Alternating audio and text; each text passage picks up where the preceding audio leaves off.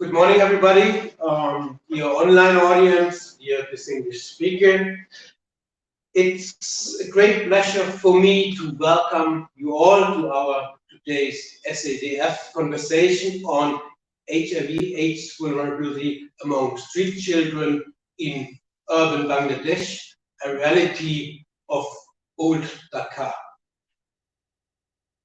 The young nation of Bangladesh is very densely populated, where 65 million children represent about 40% of the country's total population. Despite presenting a stable and growing economy, half of the country's children continue to live below the internationally recognized poverty line. Among many of the challenges the government is facing, one of the major concerns is the protection of children's rights.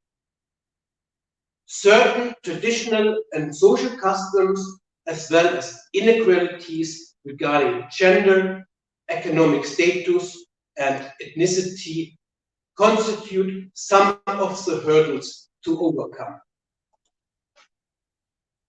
In order to attain a deeper understanding, SADF is very pleased to invite you for a conversation with our leading experts, namely Professor Saidur Rashid Sumon and Dr. Abdullah Abu Sayyaf Khan. Actually, both speakers got awarded with our SADF Publication Prize to recognize their outstanding research in the discussed field today. Let me introduce you briefly our speakers for today. Professor Sumon has been teaching sociology since 2013 at Jagannath University in Dhaka. Before joining this university, he taught sociology as assistant professor at the Rajshahi University, the second largest university in Bangladesh, which has a high reputation. Previously, he served in research and development organizations where he worked in various capacities for at least 10 years. His academic endeavor inspired him to advance his research journey through pursuing an overseas degree in criminology at the University of Ottawa, which I heard just now he spent at least 4 years.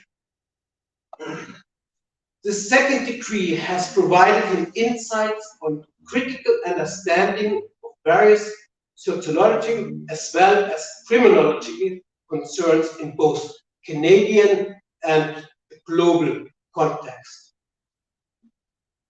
In line with his research interest, he published numerous journal articles, edited books, and took part in countless conferences, proceedings on children and youth, gender, crime, and violence-related issues by applying his combined approach of sociology and criminology insights. Currently, he is contributing to a project titled Child Rights in Academia as a focal person with the collaboration of the organization Save the Children, and he is involved in several voluntary organizations like Urban Research and Development Society as General Secretary, and he is a member of various organizations including Bangladesh Child Rights Academia, Canadian Criminology Association, Interdisciplinary Research Laboratory, Rights of the Child at the University of Ottawa, among several other affiliations. Dr. Khan is professor of sociology and head of the mass communication and journalism discipline at Khulna University in Bangladesh. He has completed his studies at the University of Dhaka and Aligarh Muslim University in India. Dr. Khan started his career with teaching at the National University and Dhaka International University. He also worked as a research officer in the Government Planning Commission. Also, he has contributed numerous articles, publications in international and national journals, published also several books to his field. His main research interests includes the informal sector, gender and child rights issues, sociology of development. He is a member of the Indian Sociological Society, the Regional Science Association of India, and the Bangladesh Science Association, also among several other affiliations. Please let us start with the presentation, and Professor Sumon, I think, will have the first word of the day. Please, the word is with you. Thank you so much. First of all, we would like to thank South Asian Democratic Forum for inviting us to present our research work. And we are here to present. Before going to our presentation, we would like to just say a few words as a background of this study. This study was conducted in just like 7 years back in Bangladesh context in 2015. And after that, after the rigorous reviewing process, Spingers has published our work in end of the 2019 or the early stage of the 2020, right? And it was thought to be presented in 2020, but due to the the pandemic situation, it was kind of delayed. But however, we are here to present our work. So the research study title already mentioned about the HIV/AIDS vulnerability among street children in our Bangladesh, which particularly focuses on the old Dhaka. So Dhaka city is divided between two city corporation areas, which one is the north and south. So old Dhaka is situated in the south part of the Dhaka city, which has the typical characteristics of infrastructural situations that are very contributing factors to pull the children, more particularly the street children, the vulnerability into the HIV/AIDS related issues. So these studies particularly focus how street children are becoming vulnerable in terms of the HIV/AIDS related issues. Okay, so Dr. Sigrid already mentioned some of the backgrounds of our country context. So I can start from here, like among the many challenges, Bangladesh suffers from a range of problems that obstruct the realization of children's rights in Bangladesh context, such as like the persisting traditional and social customs, perceptions, attitudes, and practices toward children within the society often hamper their development in terms of like special protection measures and basic health status issues, as stated in the United Nations Convention on the Rights of the Child. More particularly 24 to 27 number articles and 33 to 36 articles, which focused on the child rights issues particularly, which we are talking about today. So, among such different types of crises in relation to the child rights violation in Bangladesh, the present study aims to address the homeless and street children, right, who are susceptible to the threats and harms of substance use and sexual abuse and are at elevated risk of the contracting HIV/AIDS. So we have several literatures on this context before going to empirical data collection, and I want to say here this study is completely based upon the empirical study. You know, the directly we took interview from the street children and those peoples who were providing services for the betterment of their life in street children. And we also, I talk later in our methodological section, but now I want to talk about some of the literature issues which guided us to advance this study particularly. So, you know, the Bangladesh is an overpopulated country where 65 million children present, about the 40% of the total population. This is the significant amount of the children in our country context. So it is estimated that there is more than 1 million street children living in Bangladesh, which is 60% of them live in Dhaka city, who are the basic, who lack the basic rights to food, clothes, education, treatment, and protection. This is the, you know, Bangladesh every 10 years we do conduct a census, which is like this has the ownership by the Bangladesh government. So last census tells about these statistics about the street children, and the next the current census is expected to be published very soon. So meanwhile, the BITS, you know, the Bangladesh Institute of Development Studies, this is also the part of the government research institutions. They conducted a sample study in 2015. They published data statistics like 1.5 billion street children in Bangladesh, and they predicted that it will be 1.56 million in 2024. So it is we see is that the increasing trend in street children in terms of number of, you know, it's gradually increasing in statistics. Okay, so the street children now we are focusing on how they are vulnerable in the drug-related issues based on the literature, right? So though Bangladesh is not a drug-producing country, but due to its geographical location in between the Golden and Crescent Triangle, which is one of the more vulnerable for drug smuggling.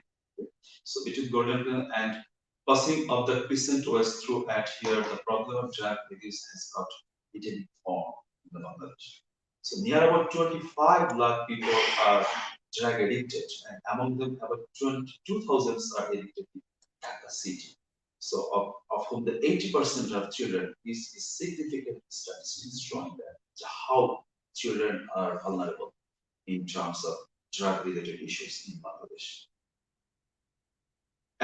Illicit drug use continue to increase among the adolescents and youths in Bangladesh. So this is also the increasing trend we see here. So injecting drug use is the most important risk factor for accelerating widespread of HIV, very well, right?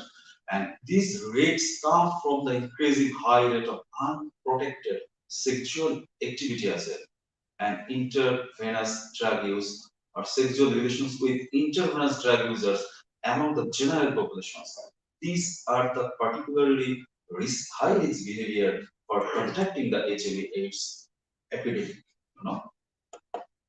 So on a study, they conducted the campaign for clean air. They conducted a survey and found 43.67% of smokers in the country began smoking in the childhood, which is very significant in Bangladesh context.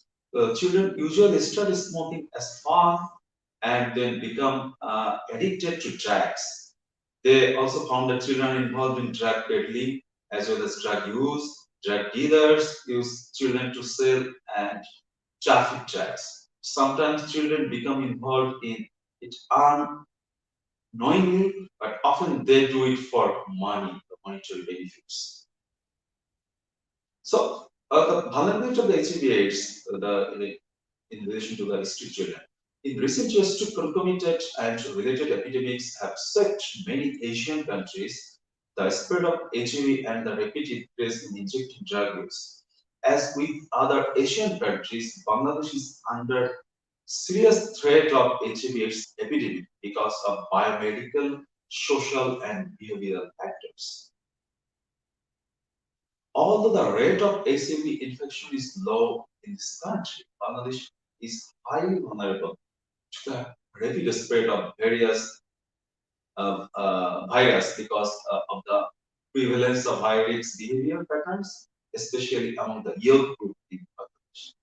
It is feared that HIV epidemic in Bangladesh may emulate the situation in other Asian countries with a rapidly increasing prevalence of HIV seropositivity among the high-risk groups, that in turn may accelerate the spread of the virus among the general population.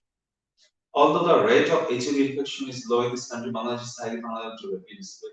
Okay, so these are the factors how student children are vulnerable in relation to the HIV/AIDS high-risk behavior issues.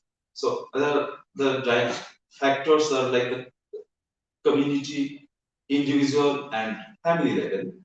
The factors push children into the drug abuse issue as well as the sexual abuse that will turn into the risky behavior of HIV/AIDS situation.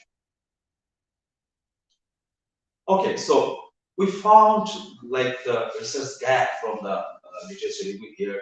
We found the lots of studies focused on the violence and crime, poverty issues, their profession, family settings, labor issues, educational issues, health-related issues, water and hygiene status. Is still less focused on the vulnerability of the HIV/AIDS in relation to the sexual abuse and drug abuse. So throughout the study, we looked into the research questions, how our street children are vulnerable into the threat of HIV/AIDS and other issues. So our broad objective was that is to assess the situation in old Dhaka city regarding street children engaging in high-risk behaviors such as sexual abuse and drug abuse and the related vulnerability of HIV/AIDS. Specific objectives were to identify the key factors, especially those locally related, that contribute to the vulnerability of street children and leading them the objective. Here, the next to the diagram, the dynamics of the factors. Perfect. So to present the recommendations aiming to mitigate the problems identified. Okay, now we're in the methodology section. Is the diagram. So we adapted the methodology purely qualitative study, and we took both primary data and secondary data as well. So in short, you can say like we conducted an interview or case studies from the street children and some policy makers who are dealing with these issues, and some service representative of service providers who are dealing with the HIV/AIDS issues among the street children, and some academics as well. They are working on the theoretical issues in terms of street children. So these are the main methodological issues we employed to conduct the study. So now we are going to present some major findings toward the study.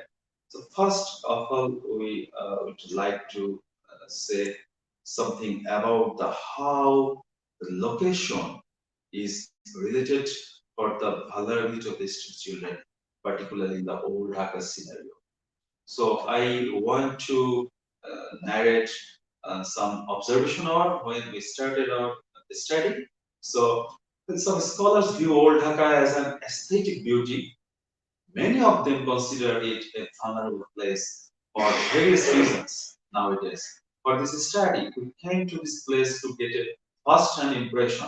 Our observation was similar to the view of another travelers as follows. As I mentioned here, we are surrounded by so many things we thought were observed to any living condition, such as a polluted river or toxic water, yet people were taking baths in the riverside, and their survival energy was amazing. Everywhere, sound and fury situation. Even babies were born in such places. It was life at this most vulnerable stage with smiling children everywhere.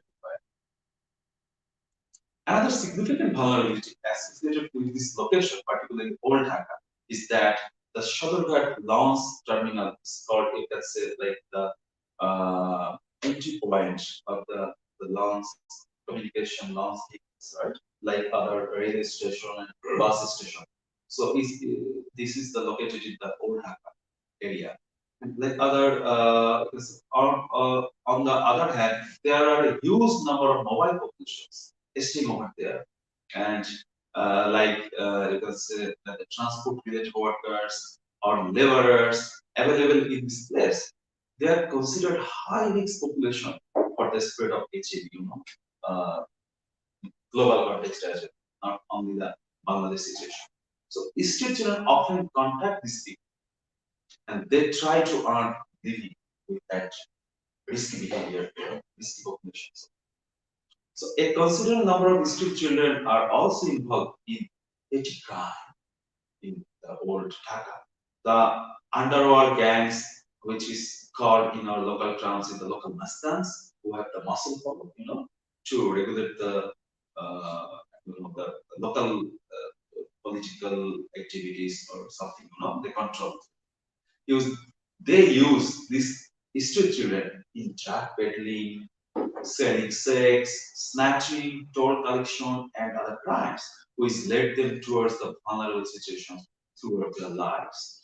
It is important to mention here that a remarkable number of street children engaging in prostitution or sex work, you can say, are taken by the clients into the long cabins, for a whole night, and very often they encounter different types of violence, such as being cheated of payment, forcible anal sex, and drug intake against their will.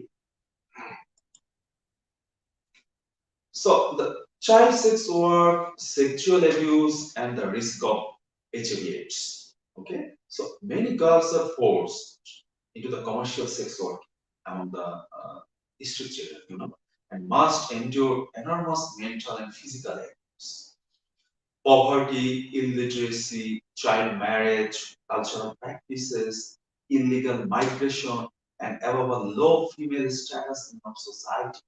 All factors encourage and sustain the exploitation of children.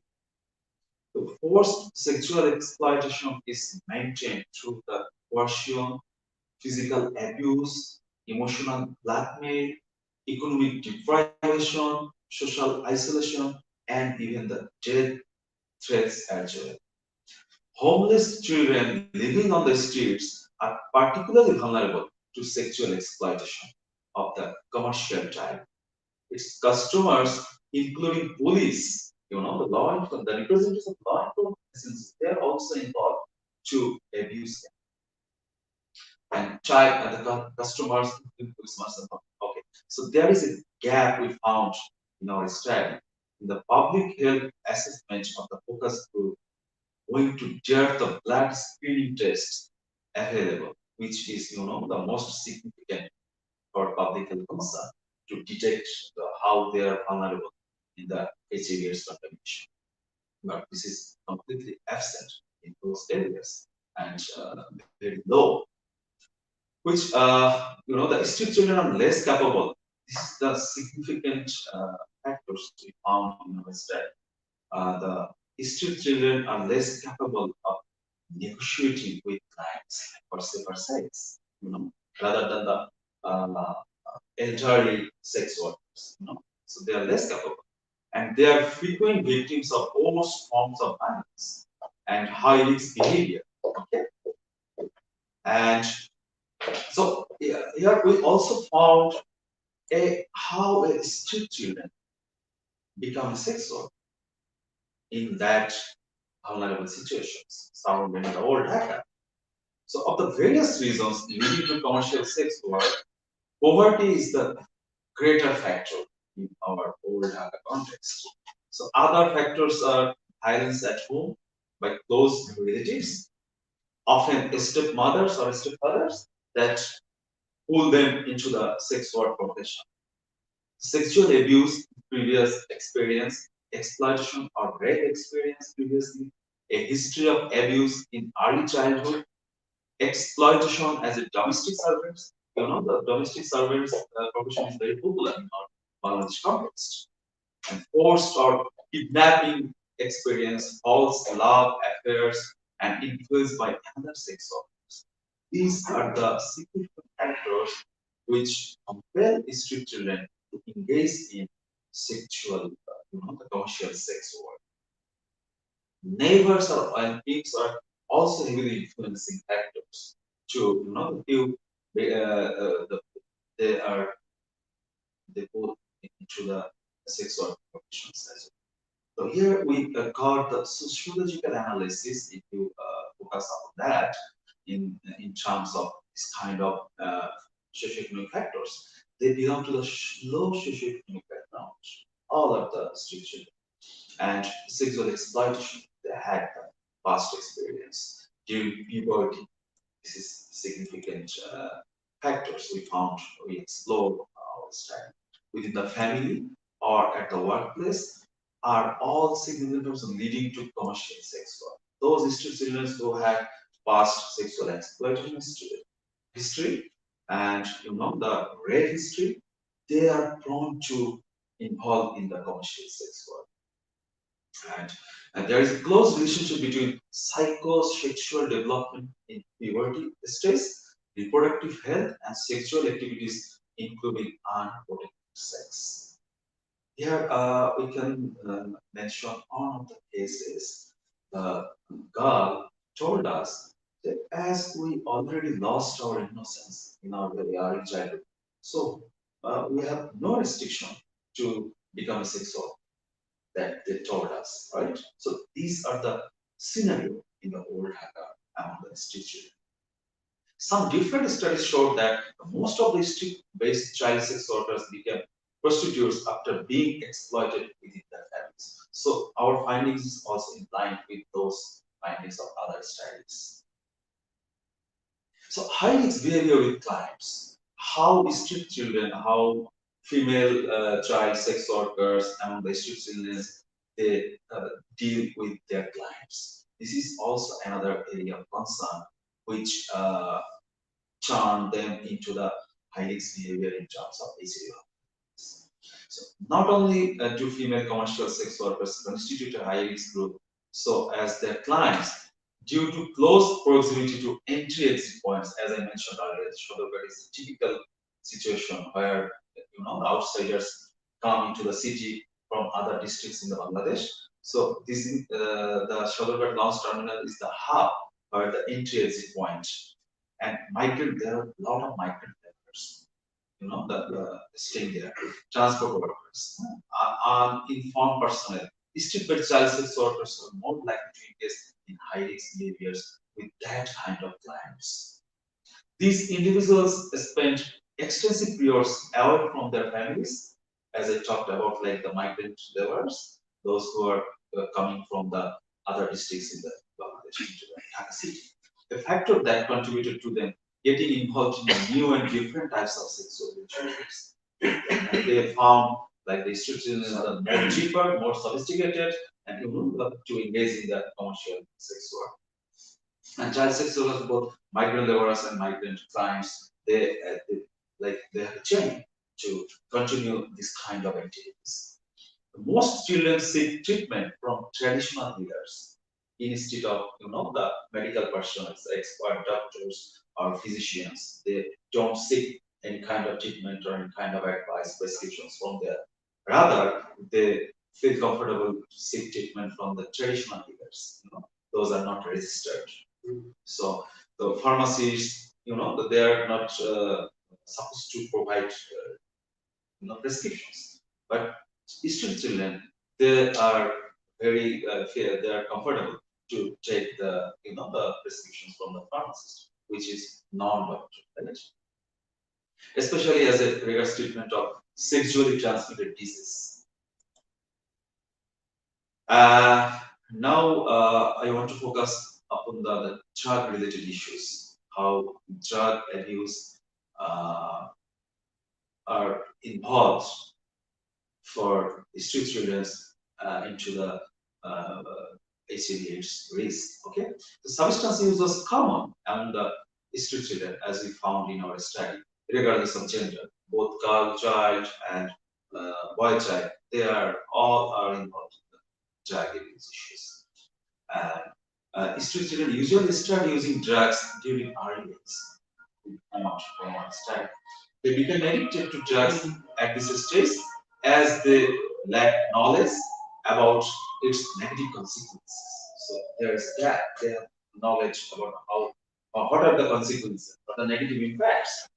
That's why they start taking from the curiosity and the peer pressure with the other senior street children as well. So almost all male street children reported that they first experienced drug, which is called in our local terms dandy. This is I am showing the picture here. It's like this a boy sniffing the glue. So this is one kind of drug, and this is very frequent uses among the students. However, after having dandy for a certain period, they gradually escalate to hard drugs. This is very significant for the vulnerability of the HIV/AIDS issues, such as our local term, it is called gaja, which is marijuana, right? You can say fancy dye, locally made wine, and another local term is the chakki, which is sleeping pill. You can say like the sedatives. And finally, they start to use or intake the heroin or injecting drugs as well, which is more vulnerable for the HIV/AIDS contamination. And we found this kind of risky behaviors among the street children in old Dhaka scenario. So we found what are the major reasons for drug intake. So primary reasons for the children is the frustration for their uncertainty of their ongoing life. Some would love to take it as a, like the passion sometimes, so the peer pressure, as I mentioned earlier, and some senior guys also force them to be addicted, as the condition is or circumstances are supportive for becoming a drug user and the student. Take dandy or taki whenever they collect garbage as a protection from the bad smell and so as gain strength. So this is interesting finding. They told us why they are using drag. On case I am showing here, I can read out here the Firdaus, those traders or street children. He mentioned to avoid the bad smell from the garbage, drug can strengthen them to work more, So these are the factors for intaking drug among the street children. So at the beginning of their lives on the streets, these children had to mix with the addicted adults. These are another significant vulnerability.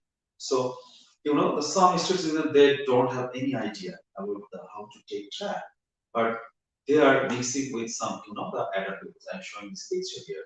So they are not isolated group, right? They are also mixing with the adult persons in their everyday life. So adult person, when they see adult person is taking drag, they are also curious, and they are they are fascinated, and they follow how they take the drag, and gradually they become the drag addicted. And some of the boys informed that their first experience with drug injection and alcohol were provided by senior street children. So this is like some kind of breathing. And drug use is prevalent among the street-based female child sex workers. Their group norms, values about drug use are inconsistent with AIDS preventive behavior. These are very, very significant for contracting HIV/AIDS among the street children. So another culture we found among the street children, the ability of porn culture. They have devices because of the cheap access. They can easily get access to mobile or other, the multimedia device, and they are engaged in some kind of a watching vulgar videos, the porno culture, and they are influenced by that kind of media culture as well to engage in the commercial sex work. So condom is very low among the children, which is the not safer sex for the HIV/AIDS issues. And experience of violence is high among those clients who are taking drugs frequently. So these are the major factors for the street children, how they are engaged. So here in time, or we can okay. So now I am handing over my presentation to my co-author of this study. So we can continue with the rest of the discussions. Thank you, Sumon. Thank you. Thanks for your nice presentation here. And again, thanks for giving me privilege to state the actual facts, which is already continuation of this of our presentation. And before that, I would like to thanks and my hearty greetings to SADF, particularly for inviting us to present this paper, and audiences and distinguished guests from different domains. So I may continue in this point of view that, as we know, knowledge, attitude, and practice are the key to understand and analyze the facts, social facts, particularly this fact which we already started to describe. And Mr. Sumon he had very nice description and background of this presentation, and I am trying to continue here from this point of view. In sociological point of view, this much is very important to understand the vulnerability, particularly children's vulnerability in that case, to explain or to understand their behavior. So, for example, awareness about AIDS. What about the thing? Almost all the studies, respondents of this study that showed HIV and AIDS, all the female commercial sexual workers that in brief we call FCSW, knew it is a deadly disease. But although most of the respondents are frequently about HIV/AIDS, they couldn't distinguish between these. What about perception mechanism that lead to HIV transmission? In that case, some misconceptions are here, where we found that regarding the safety among the FCSW, many of them that that intimate part of the with water after intercourse was a per event behavior, and they are having some social stigma. They are having some social insist taboo in that behavior in vulnerable people, particularly children, those who are living on the street, particularly in our country, in Dhaka city, in our case study. They are very vulnerable because they don't have any family connectivity. Their livelihood vulnerability because they have no socialization they are they are not under the socialization process. Family is the key and a strong institution where children being socialized. But many government and NGOs, many institutions, they have their interventions, they have their steps to keep them in the mainstream in the social safety net. But they don't have traditional knowledge because our culture is very typical here. You know, culture is the people's social heritage, and they don't have any family connectivity. That's why uh, their culture is totally different. We cannot say this is culture because they are very unusual. Their livelihood is very unusual. And in this respect, our government has legal and constitutional binding to keep them in the mainstream policy and mechanism. But in reality, that is different. And in present situation, if we say we are facing many more social challenges. Already, Mr. Sumon stated those things like human rights challenges, like other social safety net, health, uh, food, fundamental rights, education, and many more things. And those street children, they are also isolated from uh, those situation. And due to COVID, and we know that COVID, it also set back our life, whole disrupts our society, and we call it societal pathology. And children also doubly disadvantaged due to that COVID-19 situation in Bangladesh particularly. Still, Bangladesh government they are going with some vision and mission with SDGs. You know, that is Bangladesh government already committed to achieve some SDGs goals. There are 17 goals and 179 their targets. But women and children issues are very important because we are living in male androcentric society, that is patriarchal society. That is another cause that set back our children to work such type of living. So awareness of the sexual transmitted disease is very important because sociologically, you know, awareness is group consensus. This is social. Personal consciousness that is important in this regard, but they don't have this. That is happening what? Due to they have no parents, they have no guidance, they have no proper education. So the presence of the STD is sign of risk behaviors that can lead to HIV infection. The incidence of both HIV infection and other STD indicates the practices of high risk behavior in the community. Compared to HIV/AIDS, the awareness other STD among the study respondents was low, very low, and as the study found that awareness was much lower among the clients as well. They knew little about sillyfish, gonorrhea, like other complicated diseases. They already infected, as many more study showed. And clients were almost ignorant about STD.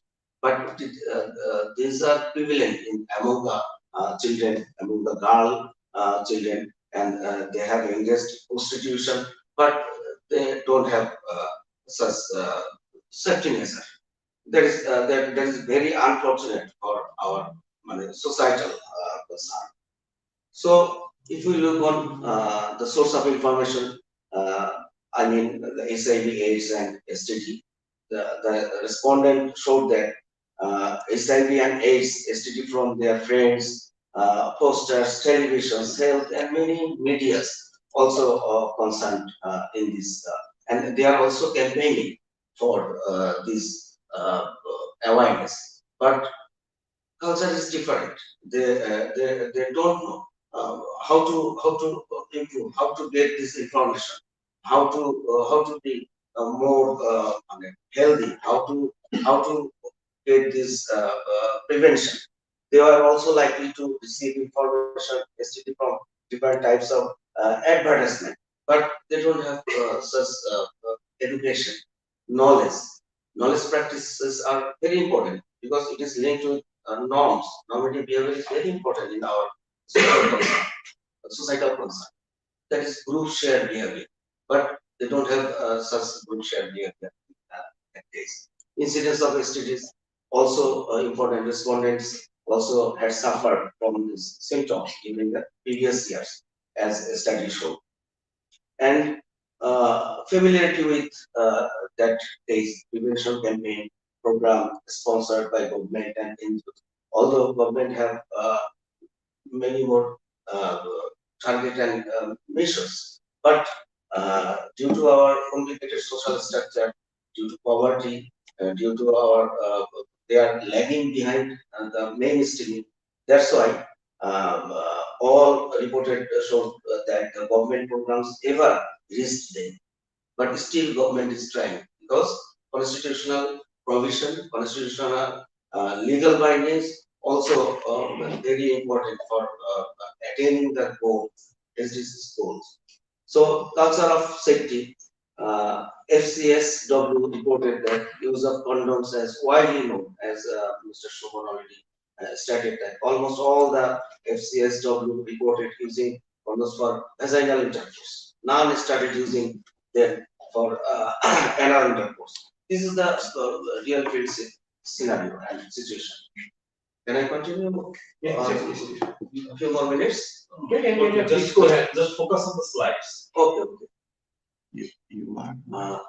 Client's responsiveness to safety measures. How to achieve this? What is happening here? So, in plotting areas did not require their clients to use condoms. It appears to no consistent condom using vigilant. This is the awareness, the matter of awareness. They are most of the children. They are under 18 and around 18. That's why they don't care usually. That's why ability to force client to respect safety. Some female sex workers, yes. So ability to force irregular clients was higher than in that case, the regular and intimate clients. So started reasons for using this contraceptive is very important. Most of the clients, the condoms was the avoid pregnancy rather than to protect themselves for HIV, AIDS, and STD, and they are under high risk. In this condition, we can take several examples from our Dhaka city, particularly in Dhaka nearest the besides Purigonga, and they are having some slums and having some street. Many more children they are also living on street whole night and whole day. They are searching their clients, and this scenario is very pathetic for the societal consistency. And specific cultural norms and other practices that is also to be raised. I think many organizations and government bodies should have those awareness, should have those campaign for them to be educated then, because they don't have much knowledge about these cultural norms, these cultural practices. That's why they are in high risk. So violence, harassment also, this is the pervasive scenario in that field, and that's reality. So most of them they faced many more challenges and physically abused. They sometimes oral, verbal, and many more ways they exploited in child labor and children in that field area. Whatever empirical data showed here. So, before concluding, I must say we should follow some steps, and government should have some measures. Government should take in considering the real field situation, some more steps like I can say bottom-up approach can be applied here to build the consensus among the interested groups, interested organizations, institutions, government, like your organizations. You already picked the issue to raise and to disseminate this issue and to resolve the problem in particularly our country concern and global issue. If this kind of scenario you find in other developing countries, I think this study will create the scope to find them, to find the, those lacuna. So government can here this approach can be taken like this, addressing local level issues. Local level issues are very important. We already discussed from different stakeholders to resolve this problem. Then regional consultations are very important for that. Regional consultation, we already attend many more seminar and many more programs to raise this program to disseminate, to share this result of the findings and sharing consolidated knowledge globally. That is another important things to be explored. And finally, there should be follow-up. All things should be followed through government and through other organizational stuff. And academia, in academia, we need to concern this issue. And through primary education to higher education, this type of issues should be more more studied and more research are needed here to solve this problem. So time is constant, so I may conclude here. Thank you very much. We are perfectly actually in time. Thank you, Professor Hahn. Thank you, Professor Sumon, for your excellent presentation. Learned tremendously. I'm deeply impressed how you create or elaborate on the nexus between the situation of street children and how they have lost into this unfortunate career, either when it comes to crime, drugs, sexual abuses, and all the steps by step how they got deeper into this nexus. We have already a couple of questions I see, and I have also some questions. But you mentioned some data when it comes to numbers. I found a number that's already educated though. It was a general number of children, the ratio. They were talking about 75% children were living on the countryside in rural areas, and only 25% children general in the urban areas. So you give us a number that out of them, at least today, 1 million street children. I'm wondering, you have now a very specific focus on urban areas and in urban areas. So I'm wondering if there, do you see there, first of all, a trend that we have more children in last years in urban areas, in particular more street children, is that increasing compared to we have some kind of people move towards the urban areas in the countryside. And then I know it's not covered by your study, but it would be also interesting to know more about that. Do you see any major differences between the situation of children, I don't know what is the right term, village street children and the rural, the rural children who are homeless, living at any concrete homes, and the urban area. Do you have the same nexus, like between they get used to sexual work or forced sexual work? Are they also victimized or getting closer to gangs and mustangs on the rural area? Do you see a similar development there, or is this a specific issue? So, well, yeah, well, one question. Thank you so much for your concern about this particular issues. Yeah, you perfectly said that there should have significant distinctions between rural district children and urban district children. But in the Bangladesh context, there is like a typical infrastructure situation only for the urban. And district children's concept, which is more concerned about the urban issues. Our rural areas is typically for the agri-based economy, where the communication, roadside issues. So while there is no street, so how we can see like the children, And the informal sector economy is prevalent in the urban areas rather than the rural areas.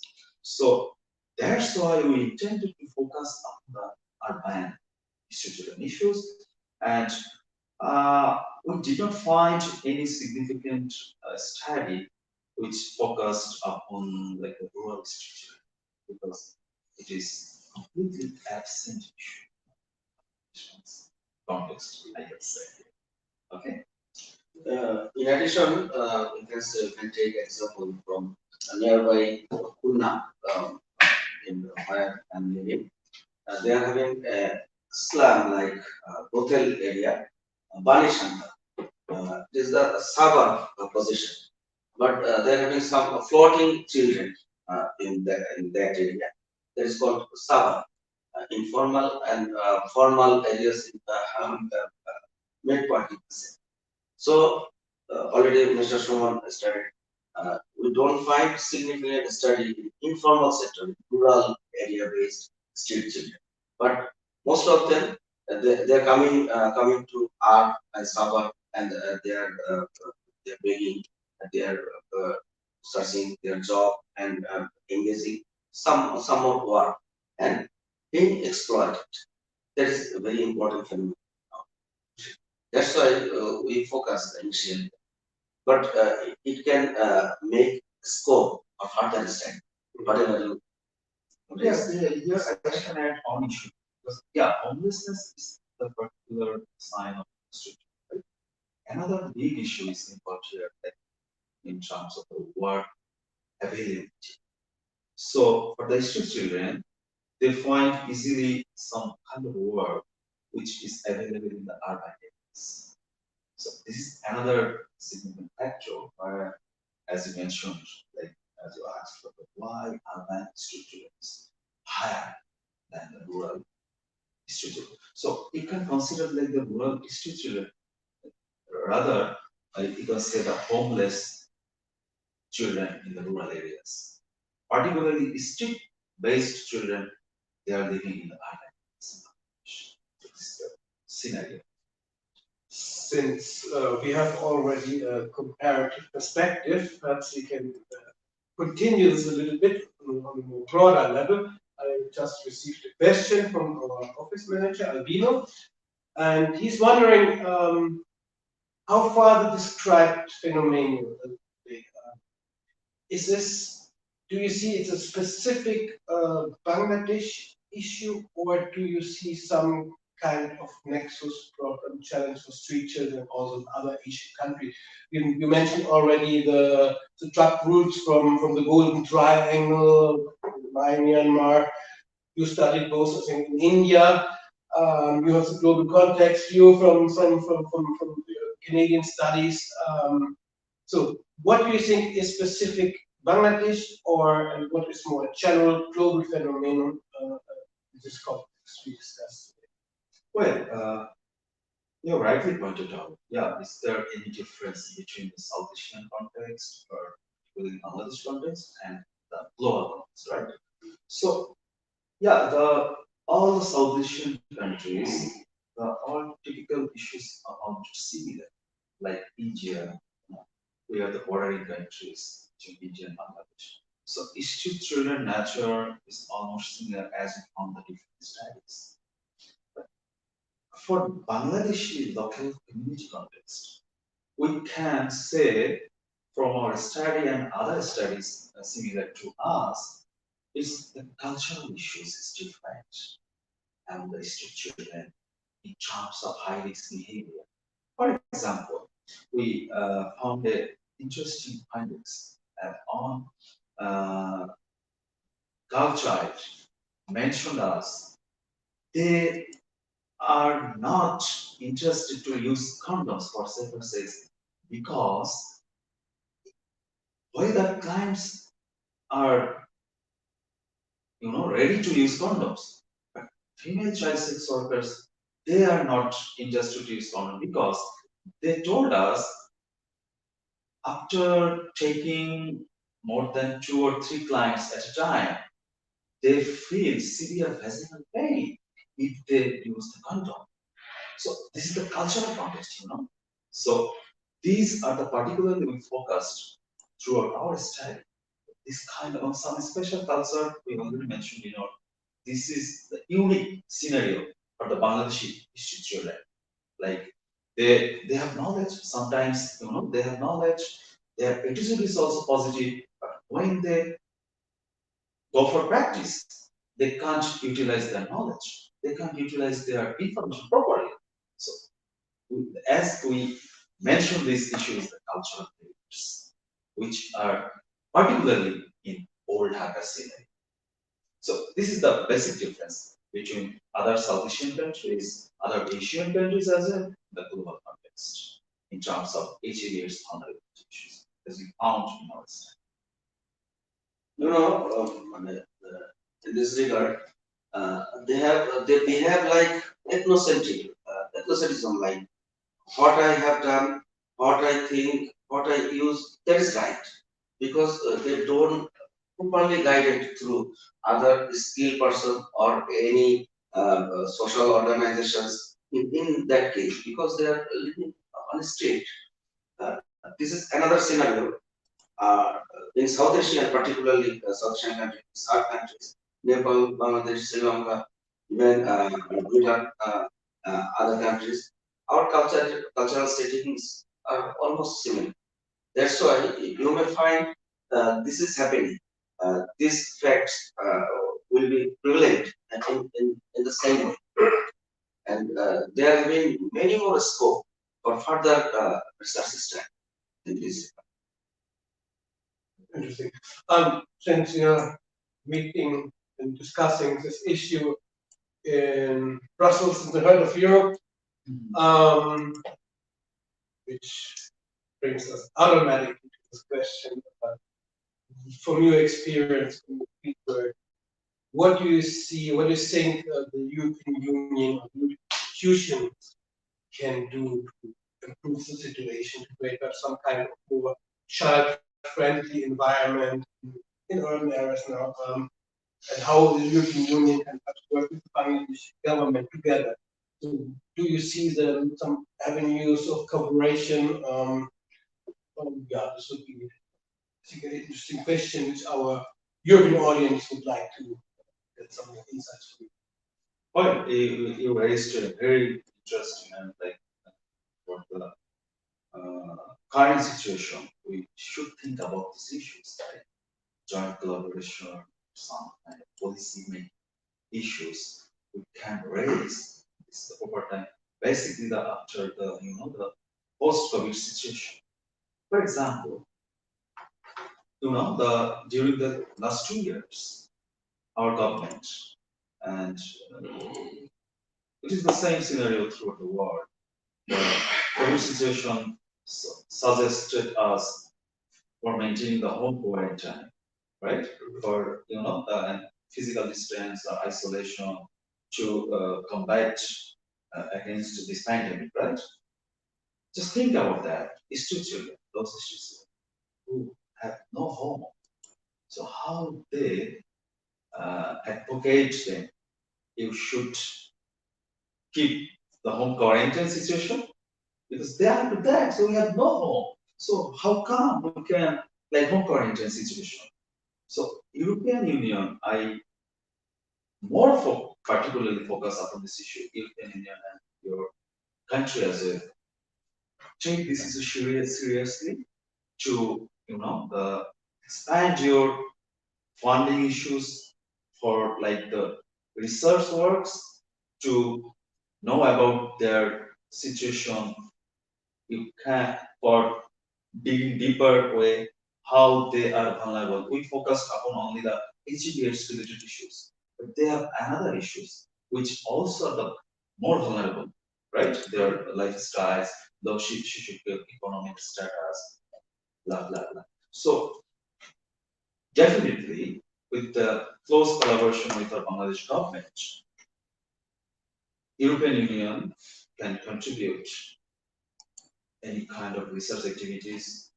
They can design projects for the betterment of their children's life, and they can also advocate the policy level in our Bangladesh. Those people who are involved in the policy making process. So European Union can advocate them, build awareness or website in some areas. So this is the way we should guide the children issues. We should concern about the children issues more seriously. So this we expect your contribution should be like that for the betterment of the children. You will be happy to know Bangladesh government still they are focusing on children and they have concerned their budget. Earlier, Bangladesh government has had no policy like this. And like WHO, like UNICEF, and other organizations, international organizations, you can do the same Collaboration. To raise this issue. Already, you already arranged this program and this issue already encompassed, and this is spreading this awareness. That is very important. You already arranged this program. Many more audiences, many more interested group and targets group. They can think anymore. What is happening in South Asia? So I think you can jointly collaborate with educational institutions. You can contribute towards the policy level in the mainstreaming level. Those who are advocating in this field. It's very important. And you can also connect the academic groups as well. The many academics Another way, they are working with these issues, dealing with these issues. You can invite the government to come in the legal framework. That is very important. Yeah, child budgeting is as Dr. Khan mentioned already. Child budgeting we had no in previous in our national budget, but since last 2 years, right? Yes, we included the child budgeting particularly. So if you think like that, it's for the street children. Government is still going with SDG plan to implement this, and there have been many more scope to incorporate the child issues, particularly vulnerable children, those who are living we can say here, like Bangladesh was one of the the earliest signatory countries who signed the UNCRC, United Nations Convention. So our government is very concerned about the protection of children's rights. If you extend your hand, if you extend your some kind of research design or program aspect, our government can welcome you and to extend our activities as well with the help of you. For strengthening them. That is another important thing. So I think this is a very interesting point you made, very constructive point, and I think we were able to round up it nicely with some constructive ideas and recommendation to our European leaders, governments, and also NGOs, how we can proceed. And it's very nice. I'm pleased to hear that the government has so positive approaches, is moving ahead to improve the situation. And I think this creates an excellent ground also for us to work together and continue our research. Since we have not only the academic perspective, also we have the insights of the practitioners. Service providers. You combine it perfectly in your presentation. I was honored, please have me here, and I can speak in the name of the whole SADF team. We're very happy with your presentation and your research finding. We are looking forward to continue this work. Last but not least, I want to say thank you to Paulo Casaca, the director of the South Asia Democratic Forum, who made this possible and to create this publication prize, which gave us the opportunity to bring you here to Brussels. And of course, I want to say thank you to Albino, who took care of all the administrative aspects of our meeting today. As such, I would like to close the session, and we will have another conversation more in an informal round. Thank you very much. Last but not least, furthermore, if we get opportunity to study this issue for large scale study, for depth study, that would be helpful for our government, for our academicians, for other stakeholders and organizations like you. That's why Exactly. we are also I would also recommend that these studies particularly focused on the old Dhaka, right? So we can think about the other cities, the same scenario that we have the another large cities like called Chittagong, so that we can compare. We can have the compared study, right? Okay, thank you so much. Again, we are also happy to be here, and we are again once again we must convey our deep gratitude to the SADF, right, for arranging such type of excellent event. Our sincere greetings to you once again.